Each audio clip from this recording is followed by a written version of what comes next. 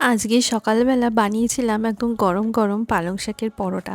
আমার ছেলেরা যেহেতু শাকসবজি সেরকম একটা ভালো খায় না, সেজন্য আমি এরম নীতি নতুন রান্না করতেই থাকি। তো তোমরা দেখতেই পেলে পালং শাক আর ধনেপাতাটা আমি একদম কুচি কুচি করে কেটে নিয়েছি।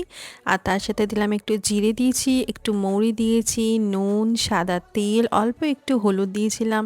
আর যেহেতু আমি লঙ্কা দিতে ভুলে গেছি, তাই জন্য আমি বেশ কিছুটা গোলমরিচ গুঁড়ো দিয়ে দিয়েছিলাম। এবার লাস্টে আমি দিয়েছিলাম অল্প একটুখানি হিং।